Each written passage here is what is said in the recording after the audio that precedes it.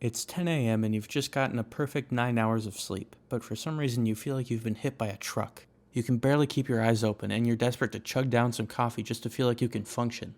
Has this ever happened to you? Or maybe it's 2 a.m. and you've just had an exhausting 18-hour day. You're ecstatic to finally hit the hay, but you lay down and nothing. If your energy levels are the opposite of what they should be going in and out of sleep, you're not alone. This is a very common problem, but luckily the solution is quite simple. It all has to do with the circadian rhythm. See, all of us have an internal biological clock. Tied to this clock is a roughly 24-hour cycle called a circadian rhythm. To quote the American Sleep Foundation, circadian rhythms work by helping to make sure that the body's processes are optimized at various points during a 24-hour period.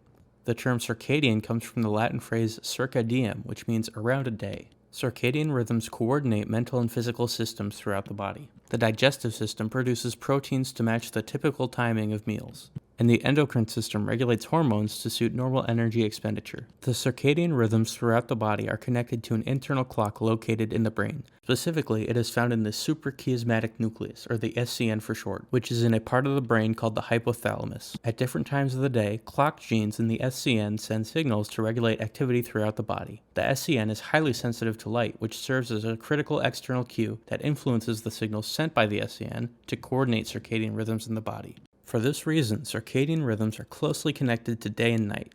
While other cues like exercise, social activity, and temperature can affect the internal clock, light is the most powerful influence on circadian rhythms. So, big deal. But what does this have to do with sleep? Well, the circadian rhythm is responsible for timing the release of two important hormones in the body: cortisol, which makes you more alert, more energetic, and melatonin, which, of course, makes you sleepy. So you can guess why your energy levels would be out of whack if your circadian rhythm is off. But that's not the only aspect of sleep that's affected by this. When circadian rhythm is thrown off, the body's systems do not function optimally. A disturbed sleep-wake circadian rhythm can give rise to serious sleep problems. Without the proper signaling from the body's internal clock, a person can have difficulty falling asleep, wake up more often throughout the night, or be unable to sleep as long as they want to into the morning.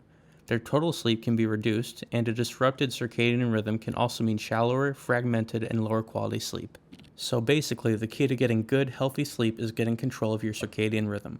Like the American Sleep Foundation said, light is the strongest factor here. You should be sure to get plenty of sunlight throughout the day, especially in the morning, and avoid too much exposure to light at nighttime. You should be sure to get plenty of exercise and lower the temperature a few degrees before going to sleep.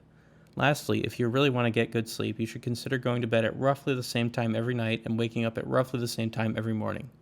It may take some time to optimize your circadian rhythm, but with consistent effort, you should be able to greatly improve your sleep. If you found this video helpful, please be sure to give it a like and be sure to subscribe for more sleep science.